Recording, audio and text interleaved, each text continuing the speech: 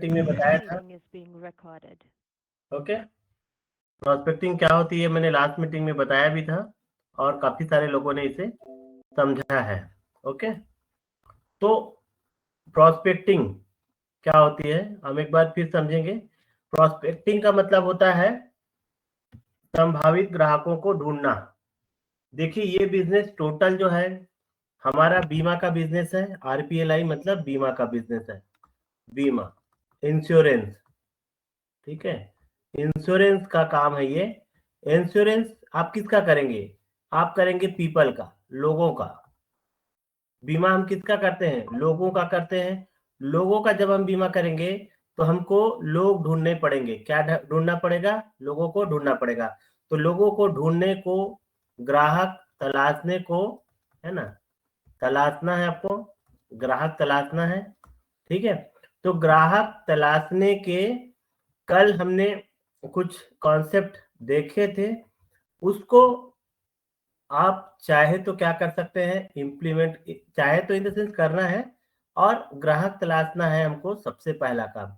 मतलब first step है आपको ग्राहक तलाशना है। ग्राहक तलाशना जो है, ग्राहक तलाशने के बाद में आपको ग्राहक की एक क्या बनानी है, एक लिस्ट बनानी है। जो भी ग्राहक आपके दिमाग में आए उसकी एक लिस्ट बनानी है। कल हमने एक बढ़िया चीज बताई थी जिसको हमने कहा था प्रोजेक्ट 100। प्रोजेक्ट 100 का मतलब है कि आपको कम से कम 100 लोगों के नाम आपके लिस्ट में होने चाहिए। कितने? मिनिमम 100 लोगों के नाम। तो इन 100 लोगों के नाम को पाने के लिए आप क्या कर सकते हैं? बीइंग अ आरपीएलआई एजेंट, एक जीडीएस के तौर पर आप क्या कर सकते हैं? तो आपके पास में सबसे पहली बात यह है कि जहां पे आप जिनको जिनको जानते हैं, जैसे आपके नेबर, एन बताया था हमने, नेबर। नेबर मतलब पड़ोसी। आप जितने भी आपके आस पड़ोस में लोग रहते हैं उनकी सूची बना लीजिए, लिस्ट बना लीजिए, है ना। उसके बाद हमने बनाया था, ई लिखा था। ई मीन्स इनेमी था। इनेमी का मतलब कोई शत्रु नहीं है, या ऐसे लोग जो आपसे मेल नहीं खाते, या जो लोग आपसे थोड़ा एंटी रहते हैं, या आप इसे शब्द समझ लीजिए आपके विरोधी पक्ष के लोग, जो आपको थोड़ा सा विरोधी पक्ष में रखते हैं, ऐसे लोगों की आप सूची बनाइए। ये बनाना है आपको, प्रैक्टिकली करना है ना। उसके बाद में आपको एक्वेटेंस। एक्वेटेंस मतलब जान पहचान के लोग, जान पहचान वाले। ठीक है, पहचान। और उसके बाद में है टीचर और ट्रेडर। टी मीन्स टीचर और ट्रेडर। गांव में जो टीचर वगैरह है, सरकारी नौकरी वाले, वो ट्रेडर। ट्रेडर्स मतलब जो छोटे छोटे दुकानदार वगैरह है, शॉपकीपर्स हैं, इनकी आप क्या बना सकते हैं? लिस्ट बना सकते हैं। यदि आप लिस्ट बना रहे हैं तो क्या होगा, आपके पास में ये रॉ मटेरियल मिलेगा, लोग। क्योंकि लोगों को ही आपको क्या करना है, पॉलिसी बेचनी है। ओके, सेकंड है, एक जो हमारा सुपर फार्मूला है वो था हमारा सर्वे। ये मैंने कल बताया था, सर्वे करना है। तो हमने एक सर्वे का एक फॉर्म डिजाइन किया है। आप लोग उस सर्वे को उस फॉर्म के इस्तेमाल से कर सकते हैं। और अगर कोई अपने तरीके से सर्वे करना चाहते हैं तो हम फॉर्म का लेआउट आपको दे देंगे। उसकी एक उसका जो प्रोफार्मा है वो आपको मिल जाएगा। जो भी कोई अगर नए लोग हैं, इसको अगर सर्वे करना चाहते हैं तो आपको फॉर्म का प्रोफार्मा मिल जाएगा। ठीक है, और दूसरी चीज ये है, सर्वे जो है बहुत ही सबसे ज्यादा पावरफुल जो टूल है वो प्रोस्पेक्टिंग में है, वो सर्वे ही है। ओके, सर्वे के माध्यम से आप बहुत कम समय में बहुत सारे लोगों को आप कैप्चर कर सकते हैं। आप बहुत सारे लोगों से आप जुड़ सकते हैं। साथ ही साथ यदि आप सर्वे कर रहे हैं तो सर्वे की वजह से आप नॉट ओनली आरपीएलआई, आप साथ ही साथ में आप पीओएसबी और आप आईपीपीबी, ये तीनों कैटेगरी में आप बिजनेस प्राप्त कर सकते हैं। ठीक है, तो आप सर्वे के थ्रू आप कर सकते हैं, और सर्वे बेस्ट फॉर्मेट है, मतलब सबसे बढ़िया टूल है। अब सर्वे कैसे करना है? तो सर्वे करने के लिए सबसे बेहतरीन टेक्निक है, आपके पास में सर्वे के लिए सारे जो जो आपको सामग्री लगती वो चीज आपके पास में होनी चाहिए। सबसे पहली सामग्री होनी चाहिए आपके पास में एक रजिस्टर होना चाहिए, ठीक है, रजिस्टर। दूसरी चीज आपके पास में पेन पेंसिल ये सारी चीजें होनी चाहिए ताकि आप उसमें नोट कर सकें। तीसरी चीज, जब आप सर्वे करने जा रहे हैं तो आपके पास में उसके पॉम्पलेट होने चाहिए। किसके पॉम्पलेट होने चाहिए? योजना के। जो भी योजना के बारे में बता रहे हैं, चाहे आप आरपीएलआई के बारे में बताने जा रहे हैं या उसी बीच में आप कोई पीओएसबी का भी कुछ बता दें, है ना, या आईपीपीबी का भी कोई बताएं प्रोडक्ट, लेकिन जो भी प्रोडक्ट बताने जा रहे हैं उस प्रोडक्ट का आपके पास में पैम्पलेट होना ही चाहिए। जब आप सर्वे करने जा रहे हैं तो आप इस चीज का ध्यान रखें, क्योंकि जब भी आप किसी कस्टमर से या ग्रामीण से बात करेंगे तो ये पैम्पलेट आपको आपके पास में होना चाहिए। ये पैम्पलेट बाद में काम आता है फॉलो अप के, ठीक है, ये फॉलो अप के काम आएगा। फॉलो अप क्या होता है आगे हम देखेंगे, ठीक है। तो इस तरीके से पैम्पलेट। चौथी चीज है आपका जो मोबाइल है, पर्सनल मोबाइल, वो होना चाहिए। मोबाइल होना चाहिए आपका पर्सनल मोबाइल, जिसमें आप डेटा फीड करेंगे, ठीक है। तो आपका पर्सनल मोबाइल होना चाहिए, आप उसमें डेटा फीड करेंगे। तो जनरली सर्वे जो है हमारा दो मोड में होता है। एक होता है ऑनलाइन मोड। ऑनलाइन मोड हो रहा है, उसमें आपको किस में एंट्री करना है? रजिस्टर में करना है। कहीं कहीं पे बीओ में नेटवर्क नहीं रहता है तो वहां पे आपको रजिस्टर में ही एंट्री करना है, बाद में आके आपको उसको ऑनलाइन मोड में क्या होगा, ये ऑफलाइन मोड है, सॉरी, ये ऑफलाइन मोड है रजिस्टर। ऑनलाइन मोड में क्या होगा? ऐसे बीओ में काम आएगा ये मोड जहाँ पे नेटवर्क है, मोबाइल में प्रॉपर नेटवर्क है। तो आप क्या करेंगे, ऑनलाइन फॉर्म में, ऑनलाइन फॉर्म है उसमें आप डेटा फीड करेंगे, ठीक है, ओके। ऑनलाइन फॉर्म में आप क्या करेंगे?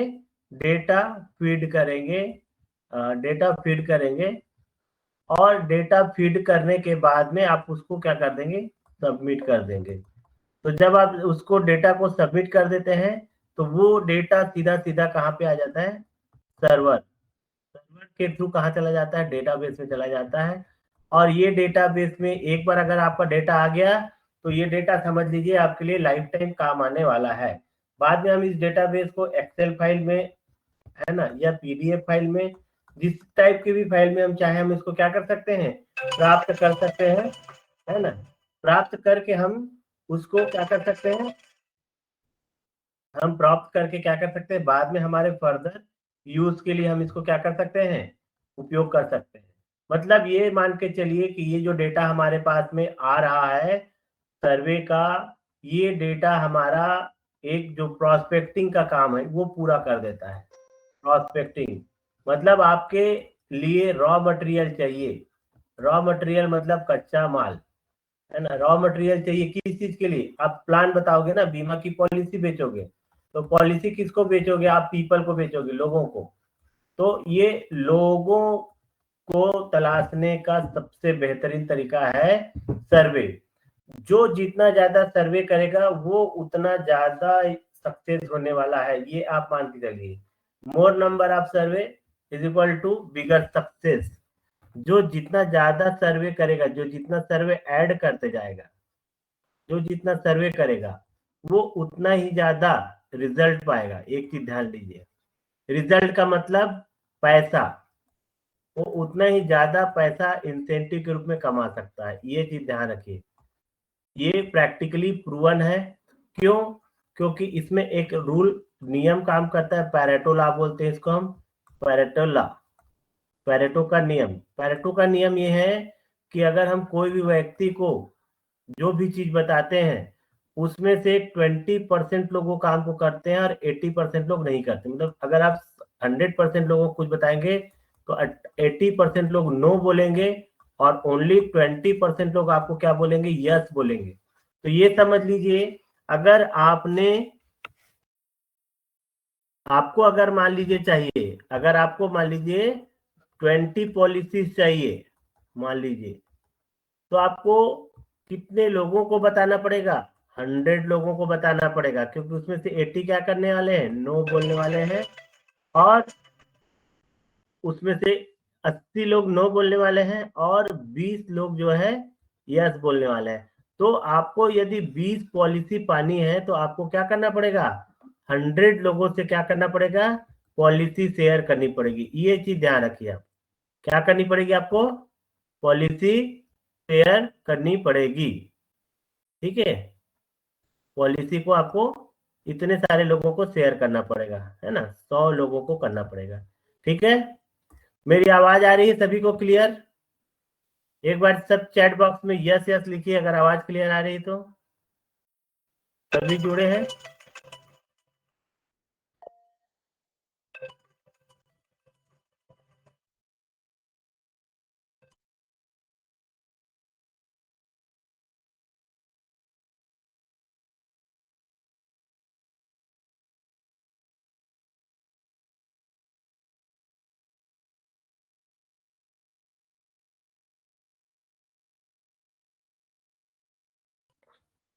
तो बाकी लोगों को भी आवाज क्लियर आ रही है, गुड। तो इस तरीके से अगर आप चाहते हो कि आपको ज्यादा से ज्यादा लोगों से पॉलिसी लेनी है, दैट मीन्स आपको पेरेटो लॉ, ये नियम है कि 80% लोग नहीं बोलने वाले हैं, उस काम को नहीं करेंगे, 20% लोग करने वाले हैं। तो आपको यहाँ पर ज्यादा से ज्यादा लोगों को क्या करना पड़ेगा, बताना पड़ेगा पॉलिसी के बारे में। और इसका एकमात्र मैंने टूल बताया, सुपर टूल बोल रहा हूं मैं इसको, सबसे सुपर डुपर टूल मतलब हथियार, ये है सर्वे। और आप लोगों को मैंने बताया सर्वे कैसे करना है। सर्वे के लिए जो जो चीजें मैंने बताई वो सब चीज आपके पास में रहना चाहिए। सर्वे करने जा रहे हो, आपके पास एक रजिस्टर होना चाहिए, पेन कॉपी होनी चाहिए, है ना, पेन कॉपी होनी चाहिए, पॉम्पलेट होने चाहिए, और आपका पर्सनल मोबाइल होना चाहिए जिसमें आप डेटा क्या करेंगे, फीड करेंगे। ठीक है, ये सब चीजें के साथ, इन सब चीजों के साथ में आप प्रॉपर तरीके से जाइए।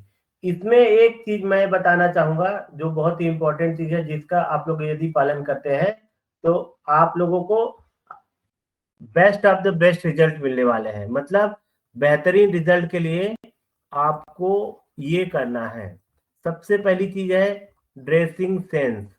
अगर आप सर्वे करने जा रहे हो तो आपका जो पहनावा है, कपड़ा है, वो ऐसा नहीं होना चाहिए जो एक सरकारी नौकरी वाले का नहीं होता है। दैट मीन्स अगर आप मेल हैं, पुरुष हैं, तो बढ़िया आप शर्ट पहनिए प्लस पैंट पहनिए। ठीक है, और शर्ट को इन करके पहनिए और अच्छा रहेगा। शूज पहनिए, जूते, है ना, जूते फॉर्मल जैसा। ठीक है, मतलब आप अच्छे लुक में होना चाहिए। आपका जो लुक है, आपका जो लुक है ना, वो क्या होना चाहिए, प्रोफेशनल लगना चाहिए। एक चीज ध्यान रखिए, क्या लगना चाहिए, प्रोफेशनल लुक लगना चाहिए।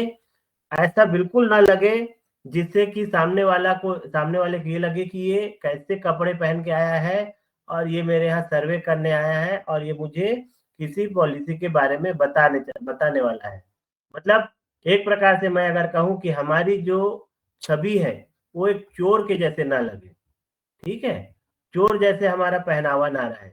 सेम मेल वही है और फीमेल के लिए भी सेम चीज है। आप जो भी कपड़े पहन रहे हैं वो आपका कपड़ा सूटिंग होना चाहिए। सूटिंग मतलब आपकी पर्सनैलिटी को या फिर गांव के माहौल को भी वो मैच करना चाहिए। गांव के लोग जैसे कपड़ा पहनते हैं उसमें आपका पहनावा हाई फाई भी नहीं लगना चाहिए। दैट मीन्स कोई आप ऐसे कोट पहन के चले गए, कोई टाई पहन के चला गया, तो ये गांव में अप्रोप्रिएट नहीं लगता, गांव में ये सही नहीं लगता। तो ऐसा भी नहीं करना है। और आप लोगों को ऐसा भी नहीं करना है कि आप सर्वे करने जा रहे हो तो आप जॉगर्स में चले गए, लोअर में चले गए, है ना, लोअर पहन के चले गए, कोई ऐसे चप्पल पहन के चला गया। जनरली ये सब चीजें गलतियां हम लोग करते हैं फील्ड में, और इन गलतियों की वजह से कस्टमर हमें क्या है, हल्के में ले लेता है। उसको लगता है कि यार इसका पहनावा उड़ावा देखो, ये कितना चीप टाइप का लग रहा है। चीप मतलब बहुत ही निचले स्तर का लग रहा है। तो वो लोग क्या है ना, हमारे बातों को वैल्यू नहीं देते। तो थोड़ा सा आप लोगों को अपने आप में पर्सनल ग्रोथ में इन्वेस्ट करना पड़ेगा। आपको अच्छे कपड़े, गुड क्लॉथ्स, ठीक है, आपको अच्छे कपड़ों में क्या करना चाहिए, इन्वेस्टमेंट करना चाहिए, इन्वेस्टमेंट करिए, जो मेल है फीमेल है दोनों।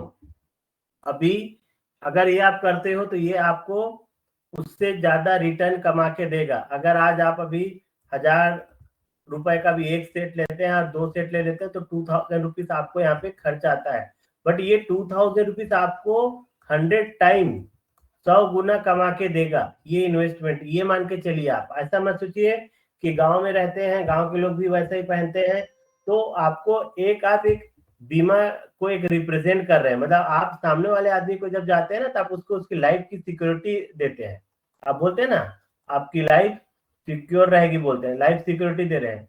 तो जो बंदा लाइफ की सिक्योरिटी दे रहा है उसको भी उस तरीके से होना चाहिए। ये लोग जज करते हैं, ये आप लोग भी करते हो। जब आपसे कोई व्यक्ति आके कुछ ऐसी चीज के बारे में बात करता है जो आपकी लाइफ से जुड़ी होती है, तब आप खुद ही इन सब चीजों को जज करते हो कि जो हम सामने वाले आदमी जो यहाँ पर खड़ा है उसकी पर्सनैलिटी कैसे है। इसको पर्सनैलिटी कहा जाता है। तो ये पर्सनैलिटी डेवलपमेंट से रिलेटेड ये पॉइंट है, इसको आप लोगों को कंसिडर करना है, ध्यान देना है। ये पर्सनैलिटी से रिलेटेड है। तो कभी भी आप प्रोस्पेक्टिंग कर रहे हैं, सर्वे करने जा रहे हैं, इस चीज का भी प्रॉपर ध्यान रखिए कि आपकी वेशभूषा कैसी हो। दूसरी चीज, ये तो ड्रेसिंग सेंस बताया, उसके बाद में मैंने लुक के ऊपर में भी थोड़ी चर्चा कर लूं। लुक में आजकल एक कॉमन है जो यंग एज में है, और मोस्ट ऑफ द हमारे आज जीडीएस है वो यंग ही है, मतलब 25 से 20 ईयर्स, मतलब 20 to 25 ईयर्स के जो एज है ये कॉमन हमारे जीडीएस की एज है। इसमें मेल जो हमारे जीडीएस है इनके साथ दिक्कत है कि आप एक बियर्ड रखते हैं, बियर्ड मतलब दाढ़ी। तो दाढ़ी जो रखते हैं वो थोड़ा सा मतलब मैं बता रहा हूँ वो अनप्रोफेशनल लगती है लोगों को, इससे सही मैसेज नहीं जाता है। दूसरी चीज है जो आपकी हेयर है, बाल है, हेयर कट होना चाहिए, प्रॉपर कट। किसी के बाल ऐसे घुंघरालू हैं, किसी के बाल बड़े हैं, तो वो थोड़ा सा बड़ा ही एबनॉर्मल लगता है लोगों को। लोग ये देखते हैं, बालों को ही देख के ना पहले आपको वो सुनना ही नहीं चाहेंगे। तो अगर आपको रियली इफ यू थिंक, अगर आपको बिजनेस को बनाना है, आपको अपना आरपीएलआई में आपको बिजनेस को ग्रो करना है, तो आपको सबसे पहले आपके पर्सनल डेवलपमेंट को ध्यान देना पड़ेगा। आपको इन चीजों को भी ध्यान देना पड़ेगा। दाढ़ी कटी होनी चाहिए, बाल अच्छे से, दाढ़ी सेव करके जाइए। अगर किसी को बियर्ड रखने का इतना ही शौक है तो आप ट्रिम करिए, है ना। बियर्ड जो है यहाँ वहां ऐसे उगी रहती है, that doesn't make a good example. ये सही अच्छा वो नहीं, एग्जाम्पल नहीं है। सो आप लोग इसको भी ध्यान दीजिए कि आपको अपना लुक और पहनावा, दो चीज के ऊपर में आप लोग क्या करिए, इन्वेस्टमेंट करिए। एंड थर्ड थिंग, सेकंड तो लुक हो गया, फर्स्ट आपका ड्रेसिंग सेंस था, एंड थर्ड थिंग जो है आपको सॉफ्ट स्किल अपने में डेवलप करनी पड़ेगी। Soft skill, soft skill means आपको स्पीकिंग, बोलना, बोलने आना चाहिए। मार्केटिंग का बिजनेस है वो आपके बोलने के ऊपर डिपेंड करता है। हालांकि आप जब किसी कस्टमर के पास जाते हैं तो आपको सुनना ज्यादा है, बोलना कम है, बट आप जो भी बोलते हैं लेस बोलते हैं, कम बोलते हैं, बट वो इफेक्टिव होना चाहिए। वो इफेक्टिव कब होगा, जब आपके पास में एक अच्छी सॉफ्ट स्किल होगी, आपके पास में बोलने की कला होगी। तो स्किल्स डेवलप करने के लिए आपको मोस्ट ऑफ द जो बेस्ट टूल है, इसमें सबसे बेस्ट टूल है बुक्स है। आप बुक्स पढ़िए, बुक्स पॉजिटिव थॉट की बहुत सारी बुक्स हैं। इवन कई पॉजिटिव थॉट्स की books I am going to launch. मैं कई सारी बुक्स बनाने वाला हूं जो आप लोगों को फ्री में ईमेल ई बुक के रूप में मिल सकती है in future. But right now हम ऑडियो बुक्स से भी काफी कुछ सीख सकते हैं। ऑडियो बुक्स, है ना, जो हमारी टीम के लोग हैं, आप लोगों को डेली एक ऑडियो बुक मिलती है, आप उसको सुन के अपने सॉफ्ट स्किल को क्या कर सकते हैं, बढ़ा सकते हैं, सॉफ्ट स्किल डेवलप कर सकते हैं अपने आप में। स्पीकिंग का होना चाहिए आपके पास में नॉलेज, है ना। दूसरा, पीपल डीलिंग, लोगों से डील करना, ये भी एक बहुत बड़ा स्किल है। तो ये भी स्किल आपको यहीं से मिलेगा, इन बुक्स से ही। ऑडियो बुक्स सुनिए, बुक्स पढ़िए, ये काफी सारा ये सोर्स ऑफ नॉलेज है। इससे आप जुड़े रहेंगे तो डेफिनेटली आप एक अच्छे बहुत ही अच्छे आप आरपीएलआई एजेंट बन सकते हैं और आप बड़े बड़े जो बिजनेस, बड़े हाई प्रीमियम के बिजनेस को आप अट्रैक्ट कर सकते हैं। So that is the first point I wanted to share with you. मैं आप लोगों को बताना चाह रहा था, ये पहला पॉइंट था हमारा, संभावित ग्राहक की पहचान करना। देन नेक्स्ट टॉपिक इज ग्राहकों से संपर्क करना, हमको कांटेक्ट कैसे करना है, अब हम इस चीज के बारे में बात करेंगे। तो कॉन्टेक्टिंग का देखेंगे हम अभी। कांटेक्ट कांटेक्ट विथ पीपल, ठीक है।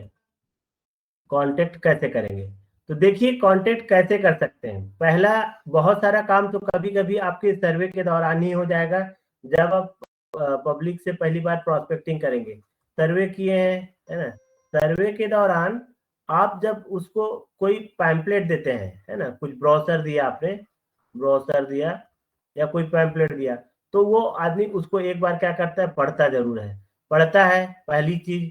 दूसरी चीज, आप उसको वहीं पर ही प्रोडक्ट थोड़ा सा एक्सप्लेन कर देते हो, आप लोग करते हैं, और अच्छी बात है, दैट इज गुड थिंग कि हम कुछ प्रोडक्ट उनको एक्सप्लेन कर देते हैं। तो कई बार ऐसा होता है कि 100 में से 2% बार ऐसी हो सकता है, 2 से 3 बार, 2% बार, 2 से 5% में मान लेता हूँ, चलिए ऑलमोस्ट गांव का एरिया है, तो 2 से 5% टाइम में क्या हो जाता है कि वहीं पर आदमी आपको क्या करना, आपको वो बोलता है कि हाँ मुझे और डिटेल में बताओ, तो वहां पे वो डिटेल में पूछता है, और जब वो डिटेल में पूछता है तो आप वहीं पे उसको क्या करते हैं, पॉलिसी एक्सप्लेन कर देते हैं। कोई भी प्रोडक्ट रहता है या पॉलिसी रहता है, आप उसको क्या करते हैं, एक्सप्लेन कर देते हैं। तो यहीं पर आपकी क्या है, सेल्स क्लोज होने की स्थिति में आ जाती है। सेल्स क्लोज मतलब आपको यहीं पे रिजल्ट मिलने वाला हो जाता है, जो भी यस या नो जो भी रहता है वो इस तरीके से। But most of the time ऐसा नहीं होता कि आपने पब्लिक से कांटेक्ट मतलब प्रोस्पेक्टिंग की है या उसके यहाँ सर्वे किया है तो आप उसी समय उसको प्लान बता सको, ऐसा बहुत कम होगा। सो आपको क्या करना पड़ेगा, उस पर्टिकुलर आदमी से जो अब आपकी लिस्ट में आ चुका है, क्योंकि हमने देखिए सर्वे किया और लोगों से मिला, लिस्ट प्रिपेयर की। इस लिस्ट में मान लीजिए आपके पास में 100, 200, 500 ऐसे लोगों के क्या है, नेम्स है, नाम है। अब आपको कांटेक्ट करने के लिए कौन सा तरीका अपनाना है, ये मैं आपको बता देता हूँ, जो बेस्ट तरीके हैं जो गांव में काम आएंगे, रूरल एरियाज में काम आएंगे। सबसे पहला कांटेक्ट का तरीका है, आप जो है उनको क्या कर सकते हैं, कॉल कर सकते हैं। कॉलिंग का तरीका है, ठीक है। तो कॉलिंग का तरीका कैसे होगा, इसको आप देखिए समझिए। जब आप सर्वे करते हैं तो सर्वे में आपके पास में एक डेटाबेस आ गया, सर्वे के बाद एक डेटाबेस आ गया। तो जब आप सर्वे जब भी करते हैं तो कैटेगराइज करते हैं, जैसे आप ये करते हैं कि किसके पास आरपीएलआई की पॉलिसी है या नहीं है। तो जब आप सर्वे किए हैं तो कुछ लोगों का आपको मिलेंगे जिनके पास पॉलिसी है, yes, but most of the people don't have policy, है ना, उनके पास में पॉलिसी नहीं है। तो ये नो नो नो ऐसे काफी सारे लोग मिलेंगे आपको जब आप डेटाबेस में चेक करेंगे। तो आपको क्या करना है, ये जो लोग नो वाले हैं, ये नो वाले हैं जो आरपीएलआई जिनके पास में नहीं है, उनको आपको ढूंढना है। और जब आप अपने डेटाबेस को खंगालेंगे तो आपने क्या किया है, इनका एक मोबाइल नंबर भी यहाँ पे लिखा हुआ है। आप सबका मोबाइल नंबर देखिए यहाँ पर, ऐसे सबका मोबाइल नंबर आपके पास है। तो आप इस मोबाइल नंबर को क्या करेंगे, एक डायरी में लिखेंगे। सबसे पहली चीज, आप एक डायरी बनाएंगे, है ना, एक एक डायरी बनाएंगे। उस डायरी को अलग अलग कैटेगरी में आप डिवाइड कर दीजिए। डायरी का पहला पार्ट आप कर दीजिए आरपीएलआई का, आरपीएलआई के लिए उसको अलग कर दीजिए, ठीक है।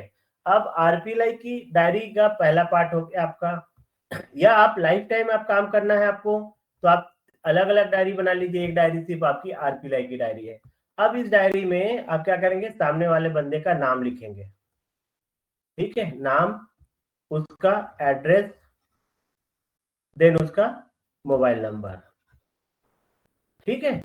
ये आपने लिख लिया। अब किसी का नाम मान लीजिए एबीसी है, ठीक है। अब उसका एड्रेस जिस गांव का है, XYZ उसका एड्रेस है, उसका मोबाइल नंबर ये है। आपको इस डायरी में सारे उन लोगों के नाम को पहले लिख लेना है जिनके पास में पॉलिसी नहीं है।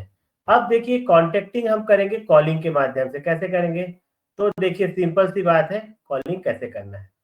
कभी भी आप जब कॉल करते हैं उसको किस तरीके से करना है मैं अभी आपको बताने जा रहा हूँ। और जितने भी लोग हैं इसको ध्यान से सुनिए। और कुछ लोग हो सकता है इसके नोट्स बना रहे होंगे तो अच्छी बात है, नोट्स बना सकते हैं। तो आप सबसे पहले उसके मोबाइल नंबर को आप क्या करेंगे, आप अपने मोबाइल में डायल करेंगे। डायल करिए। डायल करने के बाद में जब कॉल पिकअप हो जाती है, कॉल क्या हो जाती है, पिक हो जाती है, ठीक है, तब आपको उसको क्या कहना है, हेलो। ये तो जनरली आप बोलते ही हैं, है ना, हेलो, क्या मेरी बात, मान लीजिए उनका नाम क्या है, किसी का नाम मान लीजिए महेंद्र जी, है ना, क्या मेरी बात महेंद्र जी से हो रही है, ऐसा आपको बोलना है। ठीक है, ये पूरी एक रटी रोटा स्क्रिप्ट मैं आपको बता देता हूँ। हेलो, क्या मेरी बात महेंद्र जी से हो रही है। ठीक है, अब आपने यहाँ पे क्वेश्चन मार्क छोड़ दिया है, अब आपको कुछ नहीं बोलना है। तब वहां से रिप्लाई आएगा, वो क्या बोलेगा,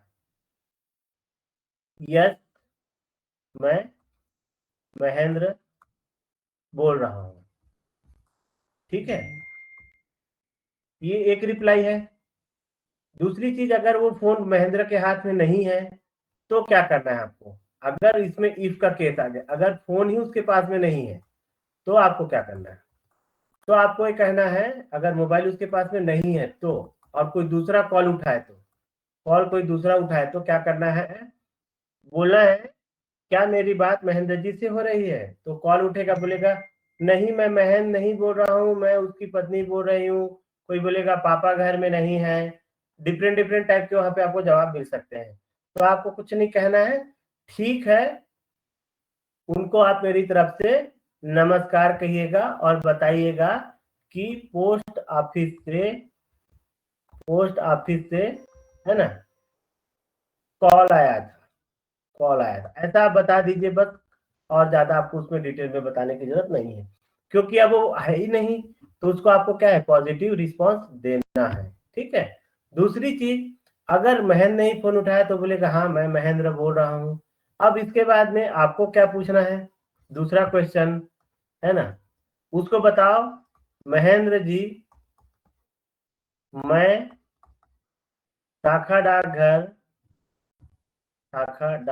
घर, जो भी आपके बीओ का नाम, से ब्रांच पोस्ट मास्टर अपना नाम बताओ, फलाना बोल रहा हूँ। ठीक है, आपने ऐसा कहा उसको, महेंद्र जी मैं शाखा डाकघर ये से ब्रांच पोस्ट मास्टर ये बोल रहा हूँ, आपको, अब उसको बताना, आपको शायद याद ही होगा, कुछ दिन पहले, कुछ दिनों पहले, ठीक है, मेरे द्वारा आपके घर में आकर, आपके घर में आकर एक सर्वे किया गया था, सर्वे किया गया था। ठीक है, सर्वे किया गया था, अब सर्वे किया गया था हो गया, अभी बात आपकी खत्म नहीं हुई, फिर बोलना है सर्वे के, है ना, सर्वे के, एक मिनट।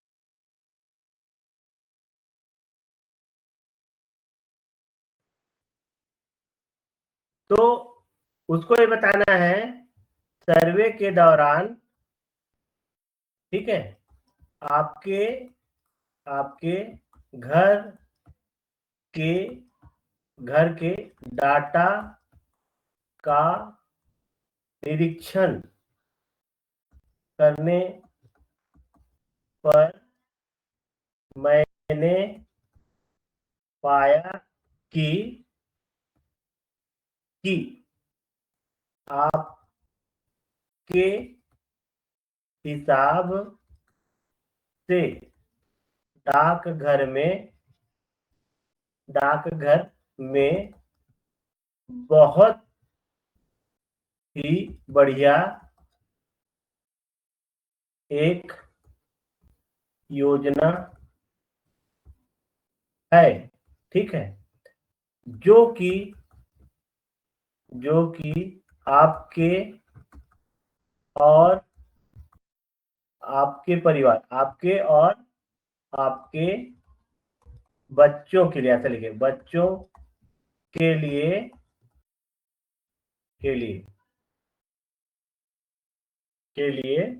बहुत ही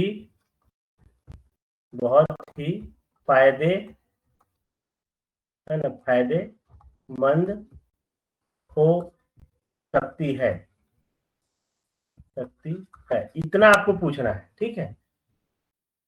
एक योजना है जो कि आपके और आपके बच्चों के लिए बहुत ही फायदेमंद हो सकती है, यहाँ रुकना है। इसके बाद पूछना है कि महेंद्र जी क्या आप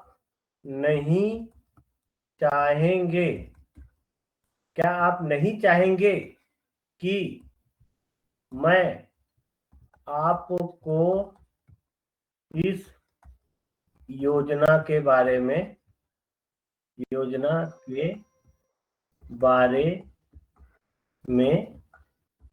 बताऊं। देखिए यहाँ पे पॉइंट समझिए, हमने उसको बताया कि एक बहुत ही फायदेमंद एक योजना है जो उसके लिए है। उसके बाद हम उसको पूछ रहे हैं, ऐसा पूछ रहे हैं। जनरली लोग क्या पूछते हैं, एक फायदेमंद योजना है, फिर हम बोलेंगे महेंद्र जी क्या आप चाहोगे कि मैं आपको उस योजना के बारे में बताऊं, ठीक है, क्या आप चाहोगे कि मैं आपको उस योजना के बारे में बताऊं, ये पहला चीज है, ठीक है। तो यहाँ पे क्या हो रहा है, आपने उस आदमी के पास में एक डेड इन नहीं छोड़ा, मतलब वो आदमी चाहे तो बोल सकता है मत बताना बोल देगा, ठीक है।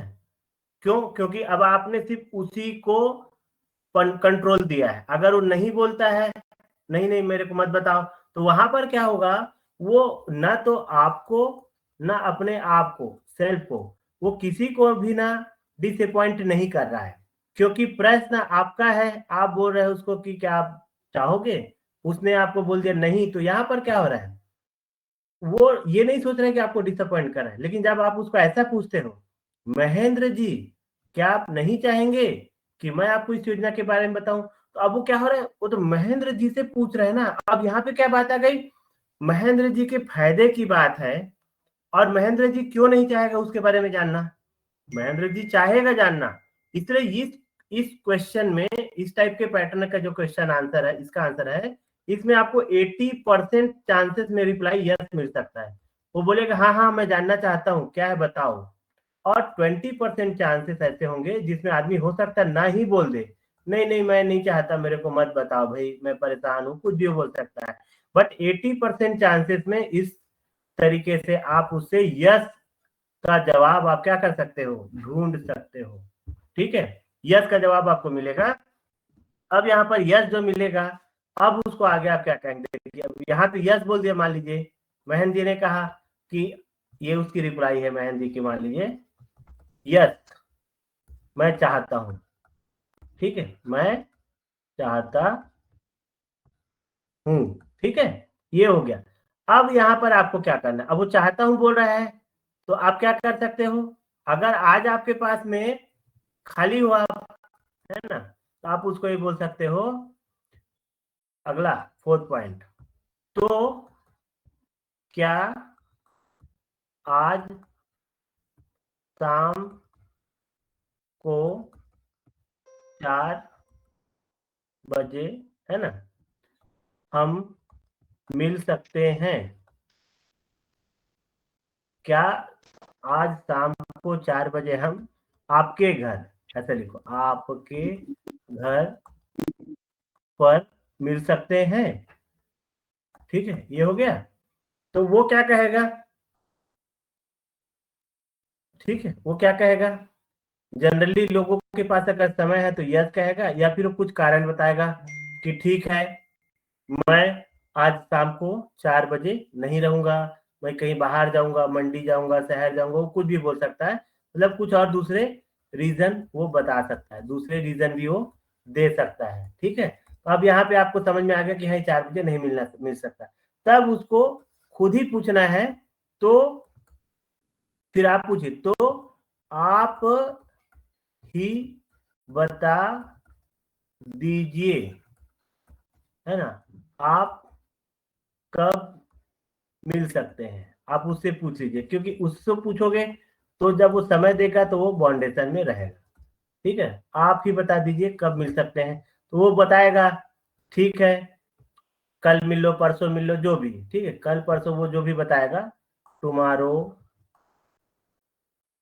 या और कोई भी दिन, परसों ऐसा बता दिया। ठीक है, तो उसको ये बता दो मिल सकते हैं, जैसे अगर आपने उसको बताया तो आपको ये बताना है, ठीक है, उसको 6 लाइन में बोलना है, तो ठीक है इस दिनांक को इतने बजे, है ना, दिनांक इतना को समय इतना बजे मिलते हैं।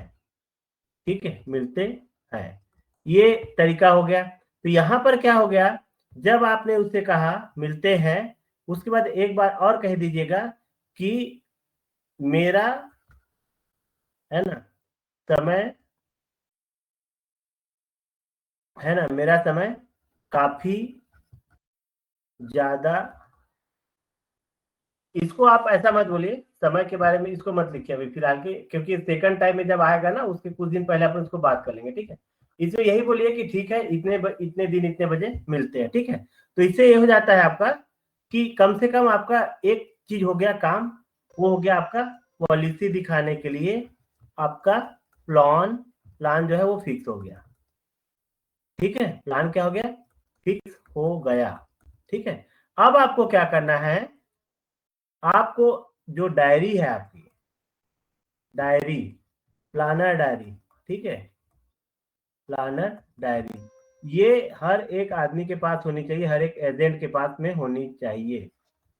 ठीक है, इसमें आपकी डायरी में आप उस डेट को लिख लीजिए जिस डेट को बोला, जैसे मान लीजिए उसने बोला कि मैं 6 तारीख को मिल सकता हूँ, तो डेट लिख दिए 6, यहाँ पे टास्क लिख दीजिए महेंद्र जी,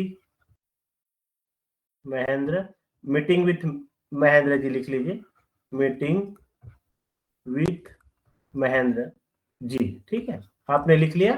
अब यहाँ पे टाइम लिख लिए, मान लीजिए उसने टाइम आपको बताया 4 बजे का, तो 4 PM।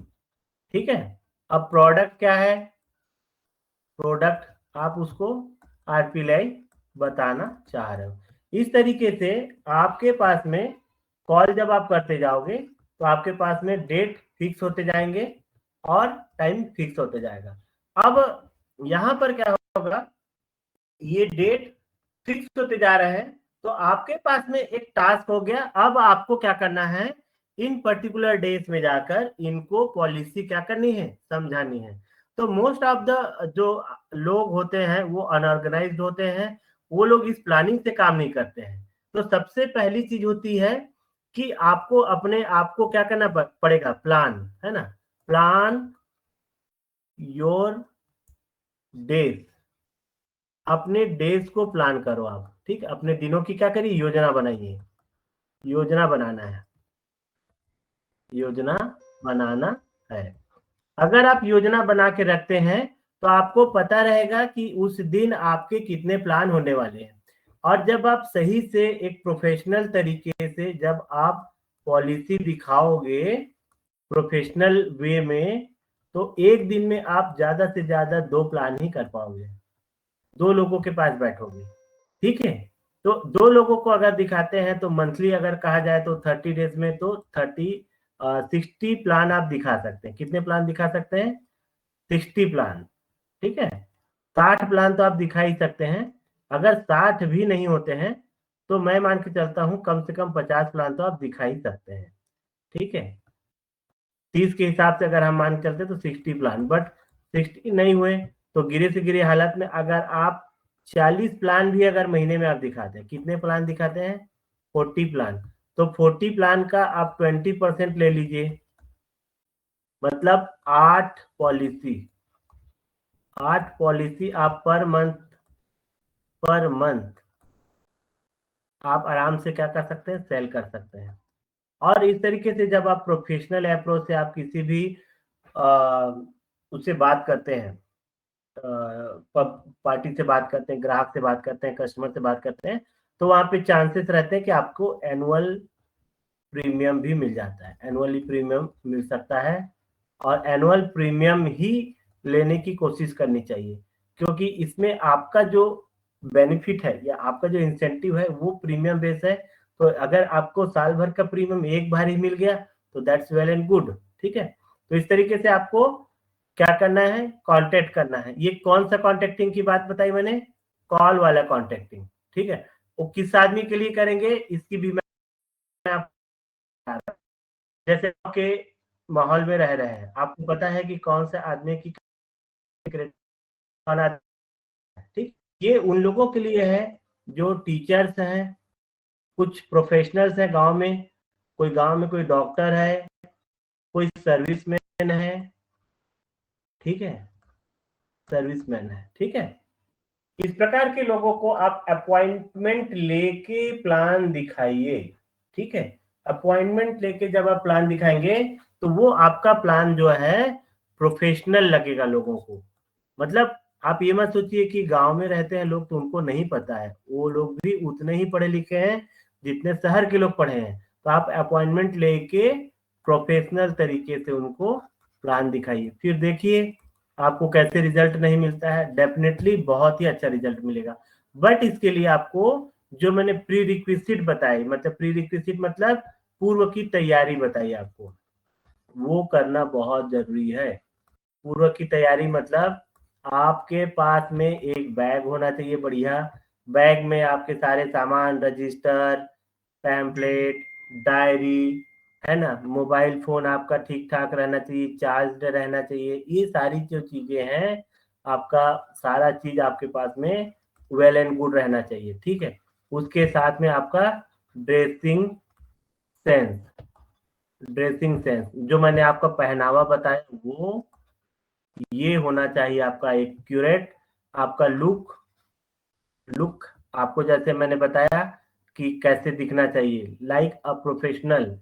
कपड़े और पहनावा आपका प्रोफेशनल होना चाहिए, दिखना चाहिए सही साट, जिससे सामने वाला आपको वैल्यू दे सके, ठीक है।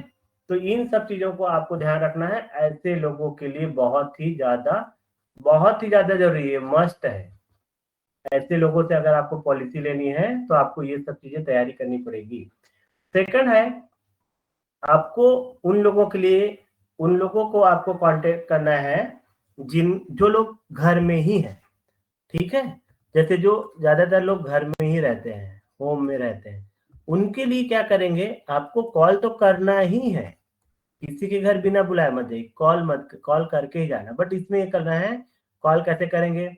जैसे मान लीजिए ये एक शॉपकीपर है ना, एक शॉपकीपर है, दुकानदार है, या कोई आदमी घर में ही रहता है, गांव का ही है, उसको सीधा कॉल करना है। मान लीजिए किसी का नाम रमेश है, तो रमेश भैया, इससे बात करना है, रमेश भैया कैसे हो, ठीक है।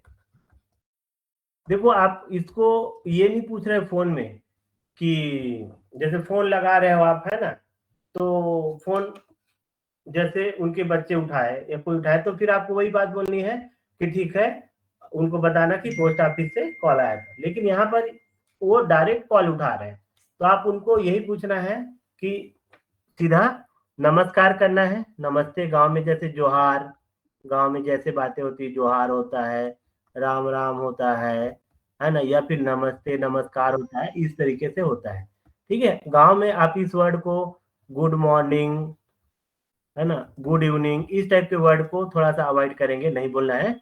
गांव की चलती भाषा का प्रयोग करेंगे, जैसे जोहार है, नमस्कार, इस टाइप का।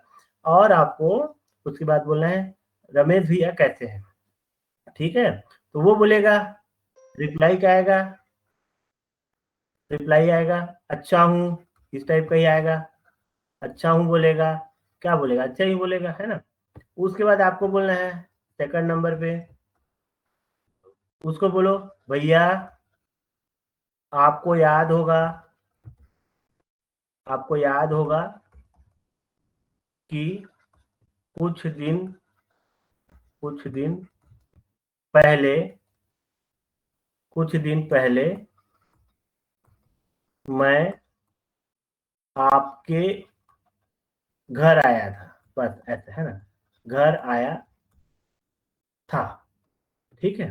वो बोलेंगे हाँ याद है, हाँ याद है बोलेगा, याद है बोलेगा ना, ठीक है। तीसरा चीज उसको बताओ भैया उस दिन, उस दिन मैं आपको एक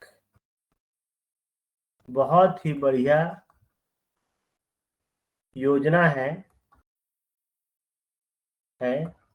उसके बारे में, उसके बारे में बताना चाह रहा था, चाह रहा था था लेकिन मुझे कुछ और जरूरी काम था, ऐसा लिखो ना, कुछ और जरूरी काम था, जरूरी काम था, इस कारण नहीं बता पाया, ठीक है। आप उसको सच बता रहे हो, नहीं बता पाया, ठीक है, क्लियर। अब वो बोलेगा, क्या बोलेगा वो, अच्छा लो कोई बात नहीं, यही तो बोलेगा ना। आप उसको बताओगे इतनी कहानी तो बोलेगा चलो चलो कोई बात नहीं, वो ऐसे बोलेगा चलो कोई बात नहीं, ठीक है, कोई बात नहीं, ठीक है। अब यहाँ पर आप खाली हो, उसका रिप्लाई आ गया कोई बात नहीं, तो उसको ये बोलो सीधा भैया आज दोपहर में इतना बजे, शाम को इतना बजे, आज शाम को इतना बजे, जैसे भी है ना बजे, मैं आपके घर आ रहा हूँ, ठीक है। वहीं बैठ के, बैठ के इस योजना के बारे में बात करेंगे, बात करेंगे, बस सिंपल से आप उसको ऐसे ही बोल दीजिए, ठीक है। वो क्या बोलेगा, आपको तो पता ही है ना वो घर में रहता है जनरली, तो क्या बोलेगा, ठीक है आ जाओ बोलेगा, है ना, आ जाओ बोलेगा। अगर मान लो उस व्यक्ति का वास्तव में ऐसा कोई काम रहेगा, उस दिन वो किसी शादी में जाने वाला है या कहीं बाहर किसी रिश्तेदार के घर कोई कार्यक्रम है या कहीं किसी काम से वो शहर जाने वाला है, तो वो आपको बता देगा नहीं नहीं नहीं मत आ यार आज शाम को, मैं थोड़ा सा वहां जाऊंगा, नहीं रहूंगा, ऐसा बता सकता है। तो उसको बोलना है ठीक है कोई बात नहीं, कल बता दूंगा, ऐसा। लेकिन कल जो बोलोगे या कोई नया चीज आप बता रहे हो डेट, वो आप लोग चेक कर लो अपनी डायरी से कि आपकी डायरी में पता चला कि आपने किसी टीचर को, किसी डॉक्टर को, किसी नर्स को अगर आप समय दे के बैठे हो तो उस समय को आप उनको मत बताइए। तो इस तरीके से क्या होगा कि आपकी एक कॉन्टेक्टिंग हो जाती है सिंपल तरीके से, ठीक है। कॉन्टेक्टिंग के ऊपर में बहुत सारे सिनेरियोस हैं, बहुत सारे एग्जाम्पल हैं, मैं चाहे तो आपको 10-15 एग्जाम्पल यहाँ पे बता सकता हूँ, बट राइट नाउ मुझे ऐसा लगता है कि ये जो 2 एग्जाम्पल है ये पहले आप लोग फील्ड में इम्प्लीमेंट करिए और उससे रिजल्ट पाइए, क्योंकि ये जस्ट अभी बिगिनिंग से स्टार्ट कर रहे हैं हम लोग, तो अभी आप लोग को सीखना है। सीख के फील्ड में जब आप इसको इम्प्लीमेंट करते हैं फिर इसके बाद में हम प्रो लेवल की भी आगे हम ट्रेनिंग करेंगे, जिसमें आप लोग एक प्रो लेवल के एक एजेंट बन सकते हैं। बड़े से बड़े जो लोग हैं उनके पास में आप फुल सेल्फ कॉन्फिडेंस के साथ में जाके आप कोई भी पॉलिसी आप शेयर कर सकते हैं, इस टाइप की भी हमारे पास में ट्रेनिंग है, ठीक है। देन ये हमारा कॉन्टेक्टिंग का पार्ट हो गया। अब है आपका आरपीएलआई की पॉलिसी को आपको क्या करना है, प्रस्तुत करना है। ये हमारा नेक्स्ट जो टॉपिक है वो यही है, आरपीएलआई की पॉलिसी को हमको क्या करना है, ये प्रस्तुत करना है पॉलिसी को, ठीक है। तो शोइंग द पॉलिसी, अब पॉलिसी जब आप दिखाते हैं तो आपको क्या करना है इसके बारे में हम बात करेंगे। ये बहुत ही इंपॉर्टेंट चीज है। पॉलिसी दिखाते समय आपको किन किन बातों का ध्यान रखना चाहिए, ठीक है। शोइंग द पॉलिसी, शोइंग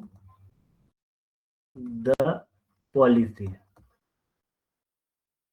ठीक है, STP, जिसको हम शॉर्ट फॉर्म में बोलेंगे STP, ठीक है।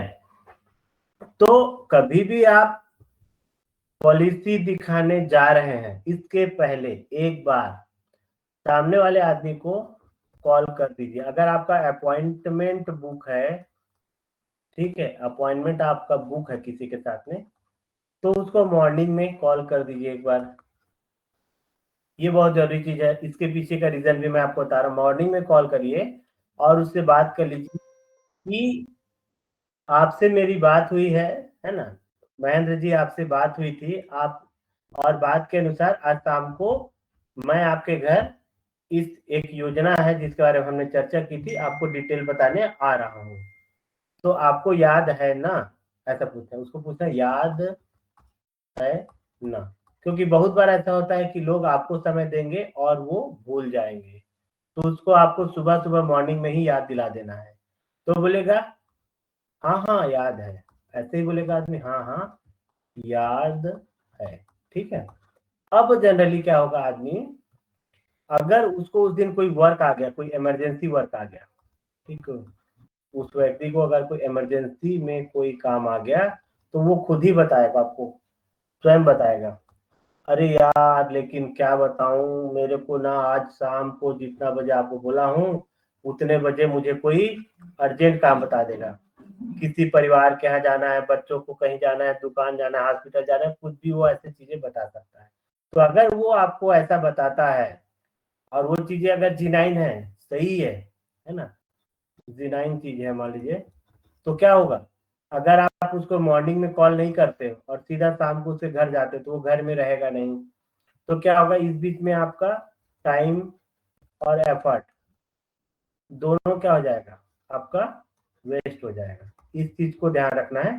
इसलिए मैंने आपको बताया कि कभी भी किसी के साथ में आपका टाइम फिक्स है तो एक बार मॉर्निंग में उसको एक बार याद जरूर दिलाएं, और अगर उसका कोई काम ऐसा फिक्स नहीं है तो खुद ही बोलेगा हाँ हाँ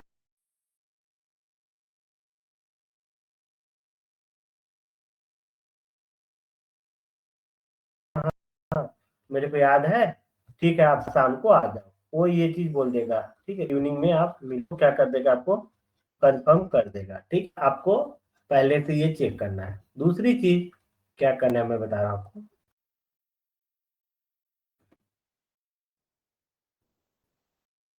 दूसरी चीज क्या करनी है, आपको अपने आप को प्रिपेयर करना है, प्रिपेयर योर सेल्फ,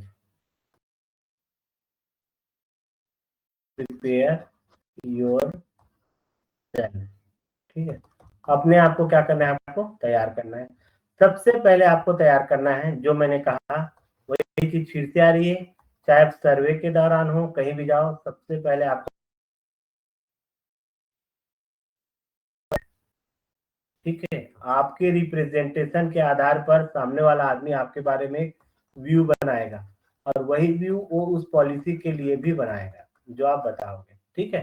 तो आपको अपने आप को ऐसा प्रेजेंट करना है जो कि डेकोरेटिव लगे, अट्रैक्टिव लगे, प्रोफेशनल लगे, है ना। तो आपने आपका ड्रेसिंग के ऊपर आपको ध्यान देना है, जब भी आप जा रहे हैं तो अच्छे कपड़े पहन के जाएं। दूसरी चीज लुक, फिर मैं वही बात बता रहा हूँ, लुक, अगर आपने आज शाम को एक अच्छे रेस्पेक्टेड आदमी से मिलने जा रहे हो, आप अच्छा प्लान दिखाने जा रहे हो, तो आप मॉर्निंग में कम से कम आप सेव कर लीजिए, लड़के हैं तो मेल लोग, मेल है तो सेव कर लीजिए, है ना, है ना। और लड़कियां हैं तो आप तो किसी से मिलने जाते हो तो कोशिश करो कि टाइम का ध्यान रखिए, मॉर्निंग या आफ्टरनून में जाइए, और कम से कम 2 लोग जाइए, ठीक है, 2 लोग जाइए, बीपीएम एपीपीएम साथ में जाइए, ठीक है। तो लड़के सेव करें, वेल ड्रेस्ड रहें, लड़कियां अपना थोड़ा सा ग्लूमिंग देख लें, मतलब अच्छा थोड़ा सा बन ठन के जाए, बन ठन के इन द सेंस अपना थोड़ा सा रूप रंग अच्छे करके जाए, है ना। ऐसा नहीं जाना है कि बाल बिखरे हुए हैं, है ना, चेहरा ऐसा लग रहा है जैसे कि हम 2 दिन से नहाए नहीं है, है ना, ये चीजें नहीं होनी चाहिए। और कुछ भी जब भी जाते हैं आप किसी के घर में तो कोई परफ्यूम या डीओ जरूर ये लगा के जाए, सामने वाले के ऊपर में एक अच्छा मैसेज जाता है। ठीक है, ये हो गया आपकी पर्सनल ग्रूमिंग की बात हो गई, प्रिपेयर योरसेल्फ पे। तीसरी चीज में आपका किट तैयार रहना चाहिए। किट, जब भी आप किसी को इंश्योरेंस का प्लान दिखाने जा रहे हो तो आपके पास में एक बढ़िया सा एक बैग रखिए। ठीक है, बैग आप लोग बैकपैक वाला रख सकते हैं, बैकपैक वाला रखते हैं आजकल।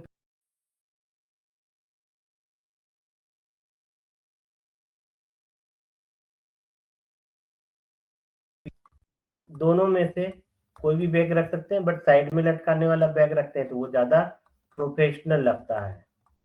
ये वाला बैग ज्यादा प्रोफेशनल लगता है। ठीक है, दूसरी चीज ये किट में, ये तो बैग हो गया, मतलब बैग इटसेल्फ एक किट हो गया, मतलब ये आपका समझ लीजिए ये आपका ये बैग हो गया। ऐसे बैग आपने रख लिया।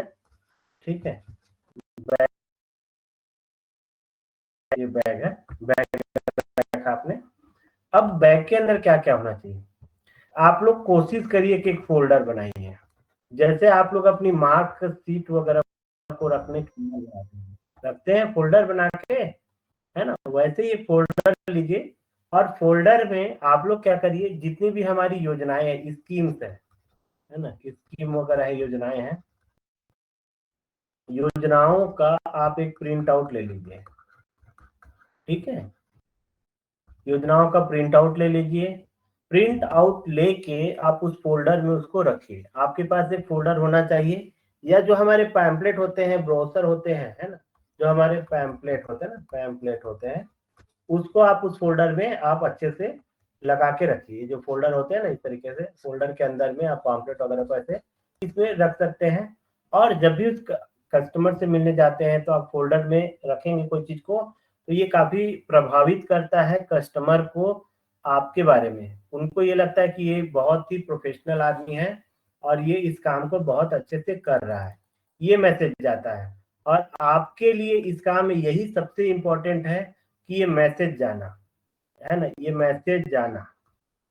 ये मैसेज अगर जाएगा तो सामने वाले का ब्रेन जो है उसको सिग्नल देता है कि ठीक है, ये सही आदमी है और मैं अपना पॉलिसी इससे ले सकता हूँ। ये बहुत जरूरी चीज है। तो यहाँ पर आपका किट, किट में मैंने बताया फोल्डर, अभी फोल्डर होना चाहिए।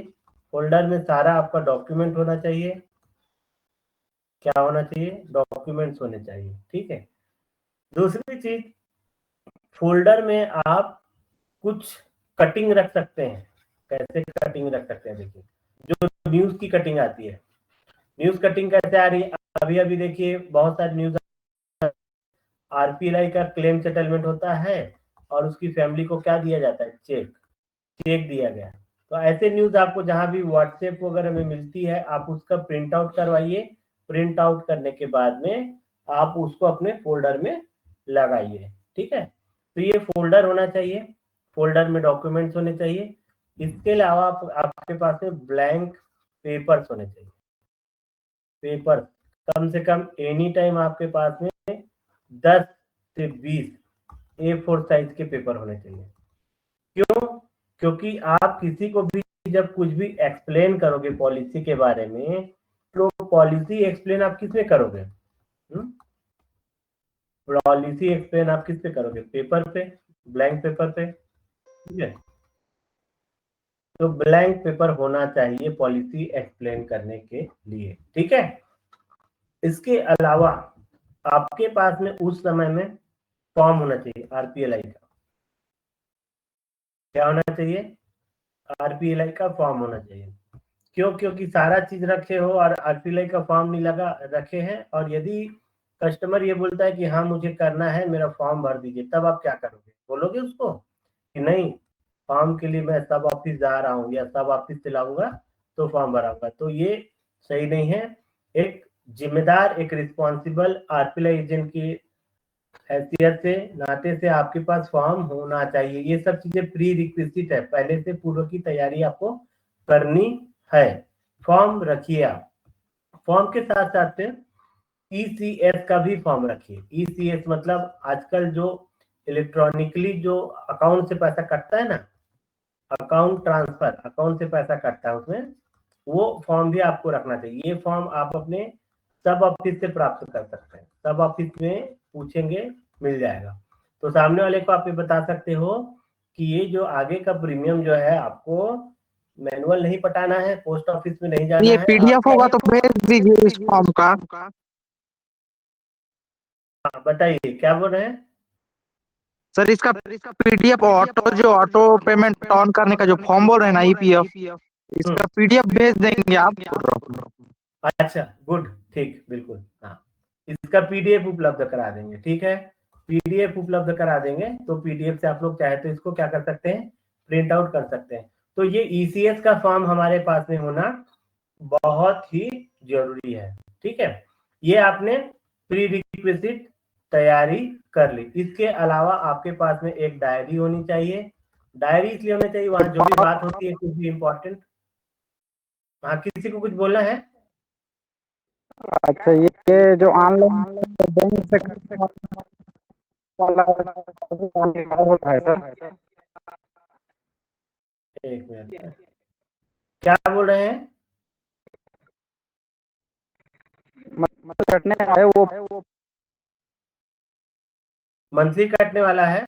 एक काम करिए, आप ना आपका जो भी डाउट है, क्वेश्चन है ना, आप इसमें ना लिख दीजिएगा चैट बॉक्स में, देन उसको कवर करेंगे, ठीक है। जो भी डाउट है आप चैट बॉक्स में लिख दीजिए, या फिर मुझे पर्सनली आप व्हाट्सएप में भेज दीजिएगा, तो हम उसको कवर कर लेंगे बाद में, ठीक है। तो इस तरीके से आप ये ईसीएस का फॉर्म अपने साथ में रखेंगे और डायरी रखेंगे। डायरी में कोई भी अगर इंपॉर्टेंट बात आपको वहां पे आती है समझ में, आपको उसमें नोट करना है, इंपॉर्टेंट कोई भी चीज है उसको नोट करना है। इसके अलावा मैं आपको एक बहुत ही बेहतरीन चीज बताने जा रहा हूँ, ये आपको पूर्व तैयारी में करना है। आप जिसकी भी फैमिली में जाते हो जब भी, ठीक है, तो आप देखना उस अकेले आदमी नहीं रहता है, अकेले आदमी को आप कभी प्लान नहीं दिखाओगे। किसी के घर में जाके बैठ के उसको प्लान दिखाओगे, तो उसके लिए मैं बता रहा हूँ, आप उसके घर में किसको पाओगे, बच्चों को पाओगे। बच्चे रहते हैं ना हर घर में। तो आपको हमेशा ये करना है, आप कभी भी किसी प्रोफेशनल आदमी के घर जा रहे हैं, किसी के घर में जा रहे हैं, तो आप कोशिश करिए कि कम से कम आप उनके बच्चों को पॉइंट में रखते हुए, ध्यान में रखते हुए, छोटे छोटे कुछ स्मॉल गिफ्ट्स ले लीजिए। स्मॉल गिफ्ट जैसे मतलब पेंसिल, टीज पेंसिल जिसको बोलते हैं, है ना, कोई स्मॉल पेन, कोई कलर बॉक्स। अगर थोड़ा आपको लग रहा है कि कोई थोड़ा प्रीमियम ग्राहक है, ज्यादा प्रीमियम वहां मिल सकता है आपको, उसके लिए 10-20 रुपए का कलर बॉक्स, ठीक है। कुछ छोटी मोटी कुछ और ऐसी चीजें आप रख सकते हैं जो उनके एजुकेशन से रिलेटेड है, ठीक है। एजुकेशन रिलेटेड कोई भी चीज आप उसको क्या कर सकते हैं, रख सकते हैं, ठीक है। और इसका फायदा देखिए, आप कभी भी चॉकलेट मत रखिए, है ना, चॉकलेट मत रखिए, चॉकलेट टॉफी ये सब मत रखिए। क्यों? क्योंकि देखिए आजकल जनरली हर एक आदमी हेल्थ अवेयर हो गया, हेल्थ पे समझता है, ध्यान देता है ना। अब आप जाओगे, उनके बच्चे आएंगे, जब आप उनको प्लान बताओगे, है ना, प्लान बताते रहोगे, बच्चे आ जाएंगे बीच बीच में, तो आपको उनके बच्चों को देखने के बाद क्या है, उनको मतलब आपको थोड़ा सा पैम्परिंग होना चाहिए, अरे बच्चा बहुत बहुत अच्छा, ऐसा। उस बच्चे को उस समय आप अगर आप लेके गए हैं, एक छोटा सा पेंसिल दे दिए, लो बेटा आपके लिए गिफ्ट, या कोई छोटी पेन दे दिए, कुछ अच्छे प्रीमियम ग्राहक उनको कलर बॉक्स दे दिए। इसमें कुछ ज्यादा का इन्वेस्टमेंट नहीं है, 100-200 रुपए का सामान लेंगे तो ये काफी सारे प्रॉस्पेक्ट के घर में चले जाएगा। पर ये आपका इनिशियल जो रिक्वायरमेंट है, ये सब चीजें अगर आपके पास में होती है, तो आप जो है उस कस्टमर के घर जब जाते हैं तो आप पूर्ण रूप में रेडी होके जाते हैं, आप पूरी तरीके से क्या है, तैयार है, ठीक है। तो ये प्री रिक्विजिट है, पहले आपको तैयारी करनी है। अब मैं बताने जा रहा हूं कि आपको प्लान कैसे दिखाना है, ठीक है। प्लान दिखाने का तरीका बता देता हूं। अब आप उसके घर पहुंच गए, आप उसके घर में हैं, है ना, सामने मान लीजिए आप इस एक चेयर में आप बैठ गए, यहाँ पर आप हैं, ठीक है। यहाँ पे मान लीजिए कोई टेबल है, ऐसे एक टेबल है, और सामने वाला आदमी यहाँ बैठ गया है, वो हमारा प्रोस्पेक्ट है, पी है, ठीक है। अब आपको यहाँ बताना है, तो आप पहला ये करिए, कभी भी प्लान बता रहे हैं तो आप सामने वाले को, अगर वो मैरिड है, मैरिड तो रहते ही है जनरली, तो आप उसको बोलिए कि बहुत अच्छा होता सर, भैया जो भी, कि अगर भाभी जी भी साथ में आती बैठती और उनको भी मैं एक ही बार में समझा देता। तो कोशिश करिए कि यहाँ पर अगर वो पर्सन है, प्रोस्पेक्ट है, तो उनकी कम से कम स्पाउस, चाहे वाइफ हो या हस्बैंड हो, वो भी यहाँ पर साथ में बैठे। क्योंकि आप जब आप उनको पॉलिसी समझाओगे और बाद में वो बोलेंगे कि ठीक है यार सब अच्छा है, मैं अपनी वाइफ से पूछ के बताता हूँ, तो आपको फिर वो क्या बताएंगे आपको पता है क्या, है ना? इसलिए आपको उसको बोलना है कि आप भाभी जी को भी बुला लीजिए, 10 मिनट 15 मिनट लगेगा हमको, इसको आपको समझाने में कोई ज्यादा टाइम नहीं लगेगा। ठीक है, तो उसके आपके बोलने से वो उनको बिठा लेते हैं, बुला लेते हैं। देन अब स्टार्ट हम करते हैं, आप यहाँ से कैसा सिनेरियो में आपको उससे काम करना है। ठीक है, कभी भी जा रहे हैं हम, अब ऐसे बैठे हैं, पूरे यहाँ तक की स्थिति देखिए, पूरा प्रोफेशनल तरीके से आप आ रहे हैं। आपने प्रोफेशनल तरीके से उसको कांटेक्ट किया, टाइम लिया, अपॉइंटमेंट लिया, आपने सारी तैयारी कर ली, आपका ड्रेसिंग सेंस प्रोफेशनल लग रहा है, आपके पास किट में सारा सामान है, मतलब आप पूरी तरीके से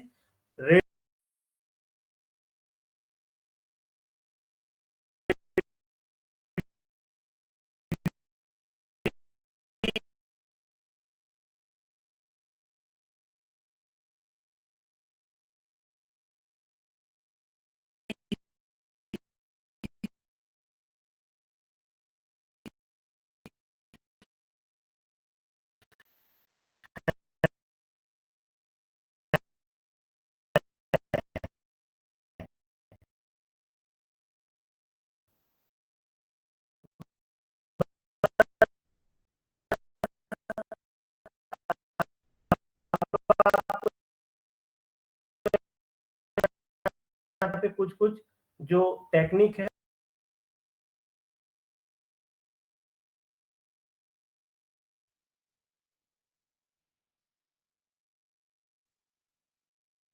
क्या करें, जब आप ऐसे बैठोगे सामने वाले के घर में, है ना, तो आप उसके घर के साथ में थोड़ा सा जुड़ने की कोशिश करिए। अगर आप इस तरीके से इन्वायरमेंट में बैठ रहे हैं, तो आप उसके घर गए, तो आप बैठे हो, सामने वाला हो सकता है आपको पानी पिलाए, भैया पानी पियोगे सर, वो पूछेंगे आपको, चाय पानी पूछ सकते हैं, तो आप पानी वगैरह पूछ सकते हैं। और अगर आपको ऐसा लगता है चाय पीना चाहिए, जो पीना चाहिए, अगर आपको जैसा लगता है वहाँ क्या सुटेबल है, आप वैसा कर सकते हैं। बाकी आपको पहले से बिजनेस की बात स्टार्ट नहीं करनी है। तो करना क्या है देखिए, तो सामने वाला आपसे बात करेगा, चलिए अगर आपको स्टार्ट नहीं करना है तो हो सकता है सामने वाला स्टार्ट करेगा बात। तो अगर आपको ये डायरेक्ट ही पूछता है, मान लीजिए अच्छा बताओ, ऐसा पूछ लेता है, मान लो अच्छा बताओ आपका बीपीएम, मान लो आपका नाम मान लो राहुल है, अच्छा राहुल जी बताओ क्या बताना है, क्या बताना चाहते थे, क्या बताना चाहते हो, ऐसा अगर वो पूछ दिया तो, अब वो तो पूछ रहा है आपसे क्या बताना चाह रहे हो, तो क्या हम उसको सीधा पॉलिसी बता दें, क्योंकि पूछ तो रहा है वो, है ना, उसको सीधा फिर क्या करेंगे, पॉलिसी बता देंगे, तब भी नहीं बताना है। ध्यान रखिए, अगर वो तो पूछेंगे क्या बताओ कर, क्या बताना है करके, तो नहीं बताना है। उसके बजाय आप बोलना है, ये बोलना है, पूछ रहे हैं क्या बताना है ना, तो उसको पूछो, भैया मैं, है ना, भैया मैं ये तो आपको बता ही दूंगा, आपको बता ही दूंगा, लेकिन, लेकिन अब जैसे उसको पूछ लिए, ये तो मैं बता ही दूंगा, बता ही दूंगा, इसमें क्या रखा है, तो 10 मिनट की बात है, आप उसको ऐसे बोलेंगे, है ना, मैं तो बता ही दूंगा, ये तो 10 मिनट का काम है, 10 मिनट का काम है, आप ऐसे उसको बोल दिए, आदमी सोच में आ गया, अरे यार 10 मिनट का काम है, चलो कोई बात नहीं, ठीक है। खैर, अब उसको पूछना, खैर आप बताइए, आप बताइए, ठीक है, अब आपने पूछा, आप बताइए करके यहाँ पे आपने बातचीत को खोल दिया। यहाँ पर सबसे इंपॉर्टेंट होता है कस्टमर को सुनना, कभी भी ध्यान रखिए। सेलिंग में कभी भी जो दो होता है, सेलिंग में एक होता है कस्टमर और दूसरा होता है सेल्समैन। तो आप सभी, हम सब सेल्समैन हैं, एक कस्टमर होता है और एक होता है सेल्समैन। तो हमेशा ये कहा जाता है कि जो अच्छा बोलता है, जो ज्यादा बोलता है, वो एक अच्छा सेल्समैन है। ऐसा नहीं, अच्छा बोलता है वो ठीक है, पर ज्यादा बोलता है वो सेल्समैन अच्छा नहीं हो सकता। यहाँ पर आपको ज्यादा नहीं बोलना है, आपको कस्टमर से क्या करना है, बुलवाना है, आपको कस्टमर से बुलवाना है। ठीक है, गुड। अब यहाँ पे क्या होगा, खैर आप बताइए। अब खैर आप बताइए के बाद में मैं एक टेक्निक बता रहा हूँ जिसको मैं बोलता हूँ FORM। ठीक है, F मीन्स फैमिली, ठीक है, O means occupation, R means relative, ठीक है, M मीन्स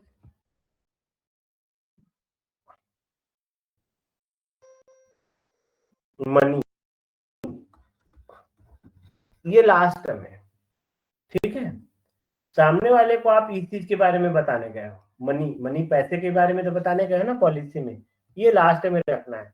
तो खैर आप बताइए। अब जब आप पूछेंगे तो आपको सबसे पहले 2-3 प्रश्न उससे पूछने हैं जो किससे रिलेटेड हो, उसकी फैमिली से। कम 1 से 5 प्रश्न आप उसकी फैमिली से पूछ सकते हैं। जैसे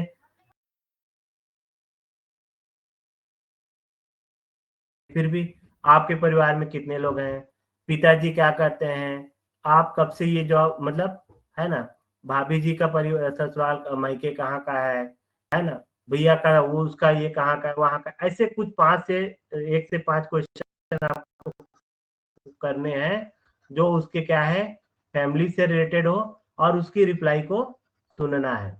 कई बार ऐसा होता है कि ऐसे रिप्लाई को सुन के आपको और भी रेफरेंस मिलता है, मतलब नई लिस्ट मिलती है। एक चीज ध्यान रखिए, मतलब आपको पता चल गया कि उसका एक भाई भी है, उसकी एक सिस्टर भी है, उसका ससुराल कहाँ का है, क्या है, इस तरीके से काफी सारी जानकारी आपको मिलती है, नई लिस्ट मिल जाती है आपको। तो ये आपके बिजनेस को बढ़ाने के लिए आगे भी काम आ सकता है।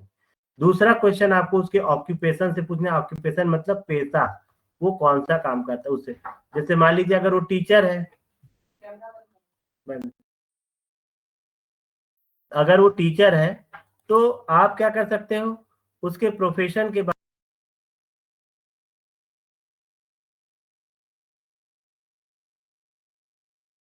है ना सर, आप कब से टीचर हैं,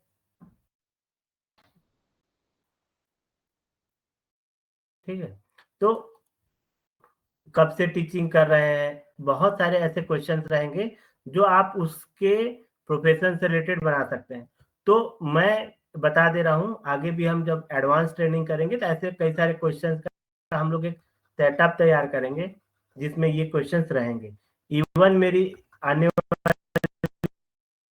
है जो काफी थोड़ी बड़ी रहेगी, उसमें पर्टिकुलर ऐसी स्ट्रेटजी बताई जाएगी कैसे क्वेश्चंस कैसे क्रिएट करने हैं, कैसे पूछते हैं।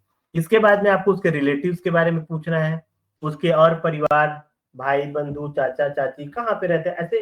तो जब आप ऐसे बात करते हैं ना, तो ये क्या होता है, एक कस्टमर को ओपन कर देता है आपके लिए। ओपन मतलब उसकी बात इतनी ज्यादा हो जाती है कि वो आपको अपना ट्रस्ट वर्दी समझता है। आपके और कस्टमर के बीच में कोई भी जब ट्रांजेक्शन होता है, कोई भी जब ट्रांजेक्शन होता है या कोई भी सेल होती है, तो सेल जो है वो टेक्निक स्किल ये सिर्फ और सिर्फ 5% है। 95% जब होता है सेल, वो होता है ट्रस्ट के कारण होता है। ये चीज ध्यान रखिए, ट्रस्ट। तो ये जब आप सामने वाले से FORM टेक्निक से बात करते हो, तो ये एक ट्रस्ट बिल्ड करता है आपके बारे में और आपके कस्टमर के बारे में। ठीक है, उसके बाद लास्ट में आप उससे बात करते हैं मनी, पैसा। जैसे बच्चे पढ़ाई कर रहे हैं,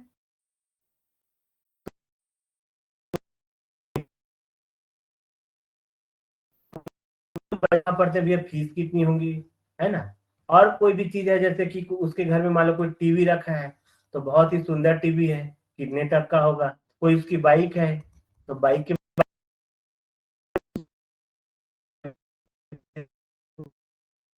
बाद में बढ़िया है। उसका वेतन वृद्धि के बारे में पूछ सकते हो, पेमेंट स्ट्रक्चर के बारे में मत पूछिए। लेकिन भैया आप लोग का भी तो साल में 2 बार इंक्रीमेंट लग जाता होगा, आपका जुलाई में आपका वो ऐसा हो जाता होगा, DA बढ़ता है, ये है वो है, कुछ भी ऐसे बातें आप कर सकते हैं जिससे सामने वाले के फाइनेंस के बारे में आपको जानकारी मिल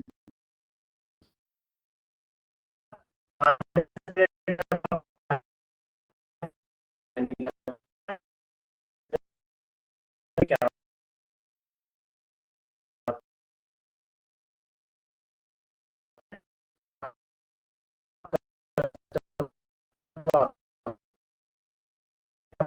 ओपन कर देते हैं।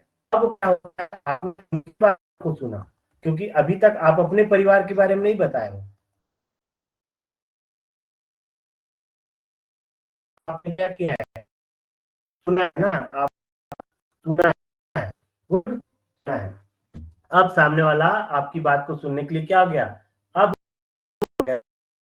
ठीक है। यहाँ पर आपको डायरेक्ट पॉलिसी नहीं बतानी है। अब आपको पूछना है कि भैया अब इतने समय में आप समझ गए कि उसका हॉट पॉइंट क्या है। हॉट पॉइंट का मतलब सबसे मेन पॉइंट क्या है उसके लिए, क्या उसके बच्चे है ना, बच्चे हैं, कि उसके लिए सिक्योरिटी जरूरी है, कि उसको बोनस चाहिए पॉलिसी में, है ना। मतलब बहुत सारी पॉइंट आप समझ गए। अब उस पॉइंट के आधार पे आप उसको क्वेश्चन कर सकते हैं कि भैया मुझे बताइए, है ना, मुझे बताइए कि आप जो है किस तरीके का फाइनेंशियल प्लानिंग चाहते हैं, किस तरीके का फाइनेंशियल प्लानिंग चाहते हैं, आप उसको पूछोगे, है ना। आप किस टाइप का प्लान चाहते हैं, सीधा बोलो, वो तो जान ही रहा है ना, आप प्लान दिखाने आए हो, कोई ना कोई बीमा ही बताने आए होगे, है ना। तो उसको पूछो सीधा, किस तरह का प्लान, है ना, चुनना चाहोगे, ऐसा करके चाहोगे, है ना। तो बोलेगा किस टाइप का आपके पास है, पूछेगा किस टाइप का है बताओ, किस टाइप का है बताओ, वो खुद ही पूछेगा, है ना।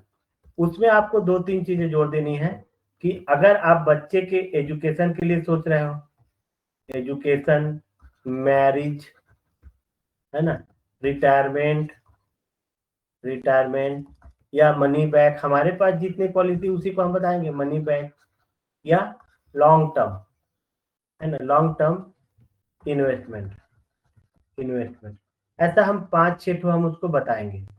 ये सब किस टाइप का आप सुनना चाहते हैं, वो बोलेगा ठीक है मुझे काम करो, बता दो यार कि बच्चे की शादी करने वाला, उसको अपने बेटी का मैरिज करना है, तो मैरिज वाला वो पूछेगा मैरिज के हिसाब से बताओ, ठीक है। अब देखो जो हमने बुक बनाई है, पीडीएफ बुक हमारी ई बुक है, उसमें हमने अलग अलग प्लान को कैटेगराइज किया है कि अगर वो मैरिज करना है तो उसको कौन सा प्लान बताना है, कि उसको और कोई चीज कैसे करना है। तो यहाँ पर आपको पहले से अपने प्लान की प्रैक्टिस कर लेनी है। प्रैक्टिस जब आप करे रहोगे, है ना, जब आप प्रैक्टिस किए रहोगे तब आप उसको अच्छे से क्या कर पाओगे, बता पाओगे। प्लान की आपको क्या है, पहले से प्रैक्टिस करनी है ना, क्या करनी है, प्रैक्टिस, प्रैक्टिस, ठीक है। तो जो आप प्रैक्टिस किए हैं उसी प्रैक्टिस को यहाँ पर आपको बताना है, कौन सी योजना है उसको, कौन सी प्लान है उसको, प्लान को आपको क्या करना है, यहाँ पर उसको शो कर देना है, बता देना है, ठीक है। तो जब आप प्लान बताते हो तो प्लान में 2 चीज रहता है, एक रहता है पॉलिसी का फीचर और एक रहता है पॉलिसी का क्या चीज, पॉलिसी की बेनिफिट। एक है पॉलिसी का फीचर, फीचर मतलब पॉलिसी की विशेषताएं, है ना, पॉलिसी फीचर, और दूसरा है पॉलिसी का बेनिफिट। तो कभी भी आप प्लान दिखा रहे हो तो पॉलिसी के फीचर को बताना बाद में, आफ्टर, ठीक है, और बेनिफिट को बताना पहले, बिफोर, ठीक है। जैसे आप उसमें बता रहे हो कि आपने मान लीजिए संतोष पॉलिसी बताई, ग्राम संतोष, ठीक है, ग्राम संतोष, और उसमें आपने बताया कि अभी आपकी एज मान लीजिए 30 साल है, और आप यदि जो है अभी मान लीजिए उनकी जो बच्ची है मान लीजिए अभी 2 साल की है, ठीक है। अब मान लीजिए उन्होंने 15 साल के बाद वाला ले लिया प्लान, है ना, है ना, उन्होंने 15 साल के बाद वाला प्लान ले लिया मान लीजिए, या उन्होंने मान लीजिए 20 साल के बाद वाला प्लान ले लिया, है ना।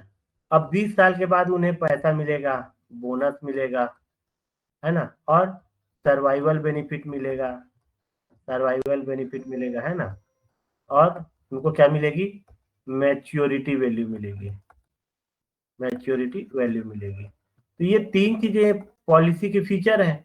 उसके अलावा 80C के तहत उनको इनकम टैक्स में क्या मिलेगा, रिबेट मिलेगा। ये सब फीचर है। तो आपको कभी भी पॉलिसी बताते समय उनको नहीं बताना है पहले कि इसमें आपको इतना मिलेगा, 52 रुपया के हिसाब से आपको ये आपको बोनस मिलेगा, इतने साल की आपकी पॉलिसी चल गई, इतना सर्वाइवल बेनिफिट मिलेगा, इतना आपको मैच्योरिटी वैल्यू मिलेगा, अगर डेथ हो गई तो ये मिलेगा। ऐसा नहीं बताना है कभी भी। आपको क्या बताना है, उसको सामने वाले को उसके बेनिफिट बताना है, मतलब उसको पैसे के टर्म में या बेनिफिट के टर्म में बताना है। आपको ये बताना है, अब यहाँ पर मान लीजिए उनकी बच्ची है, कोई भी है ना, गर्ल चाइल्ड उनकी है ना, गर्ल चाइल्ड है, मान लो उनका नाम है प्रिया, नाम है बच्ची का, ठीक है, प्रिया। तो आप उसको कभी भी बताइए कि जैसे अभी आप 30 साल के हैं और प्रिया की उम्र है 1 साल, प्रिया की उम्र कितनी है, 1 साल है मान लीजिए। तो आप उसको बताइए अभी अगर आप सालाना अगर आप इतना पैसा जमा करते, एक्स अमाउंट अगर आप क्या करते हैं, जमा करते हैं, मान लीजिए उसको बता रहे हैं, तो जब प्रिया जो है 20 साल की हो जाएगी, अब उसको ऐसा, जब प्रिया 20 साल की हो जाएगी तब आपको उस समय प्रिया की मैरिज के लिए, है ना, मैरिज के लिए पैसे लगेंगे। तो बोलेगा हाँ, तो उस समय यहाँ पर आपको 10 लाख रुपया मिल जाएगा मैरिज के लिए, ठीक है। उसके अलावा उसको बताना है, और भी शादी जब करते हैं उसके अलावा भी तो कई खर्चे होते हैं, शादी के बाद भी कुछ कुछ खर्चे होते हैं बच्चों के लिए, है ना। वो बोलेगा हाँ रहता है। तो उस खर्च को मैनेज करने के लिए आपको सर्वाइवल बेनिफिट के रूप में 2 लाख रुपया और मिलेगा, ऐसा, ठीक है।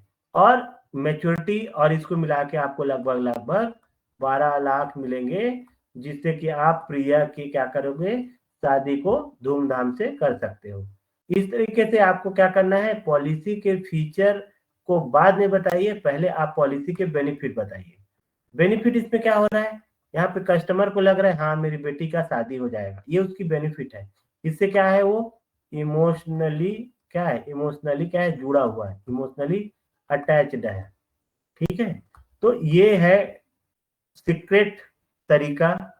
अगर आप इस तरीके से कस्टमर से बात करते हैं और उनको पॉलिसी डिस्क्राइब करते हैं तो डेफिनेटली वो कस्टमर आपकी पॉलिसी को ध्यान से सुनेगा और आपकी जो पॉलिसी है वो सामने वाले व्यक्ति के लिए बेनिफिशियल होगी। ये जब उसको समझ में आता है तो आपको रिजल्ट भी मिलने वाले हैं, ठीक है। अब ये आरपीएलआई पॉलिसी को प्रस्तुत करना, that was the point. Actual में ये पॉइंट मैं काफी अच्छे डिस्कस कर रहा हूँ और इन पॉइंट्स को हम वीडियो के फॉर्मेट में भी बना रहे हैं, जो मेरे YouTube channel great learning hub पर अपलोड भी किया गया है।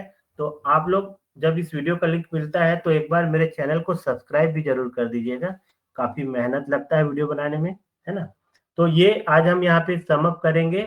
यहाँ पर पॉलिसी प्रेजेंटेशन तक हो गया। इसके आगे के जो पॉइंट्स हैं, फॉलो अप और बाकी जो चीजें हैं आपके ऑब्जेक्शन हैंडलिंग, सेल्स क्लोजिंग और लास्ट में एक सफल आरपीएलआई एजेंट के गुण, ये हम आने वाले ट्रेनिंग सेशंस में कंप्लीट करेंगे। और आप लोगों ने अभी ये हमारी आज की ये 3rd डे था, ये हमारा डे 3 था इस ट्रेनिंग का। और डे 1 का जो वीडियो है वो मेरे YouTube channel great learning hub पर अपलोड किया गया है। जब आप YouTube में जाओगे ग्रेट लर्निंग हब आप सर्च करोगे तो वहां पर आपको 2 चैनल मिलेंगे, उसमें उस चैनल में जाना जिसमें सिर्फ 71 सब्सक्राइबर है ना। एक चैनल है जो काफी बड़ा चैनल है, उसमें नहीं जाना है, मतलब ये अपना चैनल है, अभी स्टार्ट है, समझिए, है ना। ठीक है, इसमें जाके आप इसको सब्सक्राइब करिए तो आप उस चैनल से हमेशा जुड़े रहेंगे, ठीक है। और डे 2 और डे 3 का वीडियो मैं मॉर्निंग तक उसमें अपलोड कर दूंगा, ताकि आप लोग इन सभी वीडियोस को देख के और काफी कुछ लर्निंग कर सकें, सीख सकें। और वो सभी लोग जो इस ट्रेनिंग को अटेंड नहीं कर पा रहे हैं या नहीं किए हैं ड्यू टू एनी रीजन, उनको भी ये सुविधा मिले कि वो इस ट्रेनिंग को अटेंड कर सके। और यदि आप सभी को ये ट्रेनिंग बहुत अच्छी लगी हो तो आप लोग यहाँ नहीं, आप कमेंट बॉक्स में वहां पर जरूर कमेंट करिएगा। और भी कोई नई चीज जो आपके ध्यान में आ रही है और हमारे पॉइंट में छूट जाती है, आप उसको वहां पर मेंशन करिए ताकि उस पर्टिकुलर चीज को भी हम कवर कर सके अपनी ट्रेनिंग के दौरान। ठीक है, तो यहाँ पर आज की मैं इस ट्रेनिंग को खत्म करूंगा। और किसी भी कोई भी डाउट्स है तो आप मुझे मेरे व्हाट्सएप नंबर पे या मेरे आरआरटाई नंबर पे, जिनके पास मेरा आरआरटाई नंबर सेव है वो आरआरटाई पे मुझे पर्सनल चैट कर दीजिए, तो उसका मैं सॉल्यूशन बताऊंगा। दूसरी चीज, मेरा व्हाट्सएप नंबर है 9343599943। इस पे आप मुझे चैट कर दीजिएगा, तो जो भी आपकी कुछ भी इसमें डाउट है उसको मैं क्लियर करूंगा या फिर नेक्स्ट वीडियो में हम उसे क्लियर करने की कोशिश करेंगे। ठीक है, तो दैट्स ऑल। आज की ट्रेनिंग को हम यहीं पर समाप्त करते हैं और सभी के लिए बहुत अच्छे स्वास्थ्य की कामना करते हुए हम आप सभी से विदा लेते हैं। ठीक है, सभी को गुड बाय। ठीक है, आप सभी लोग जो लोग इस ट्रेनिंग से जुड़े हैं लेफ्ट हो सकते हैं। थैंक यू सभी को ट्रेनिंग से जुड़ने के लिए।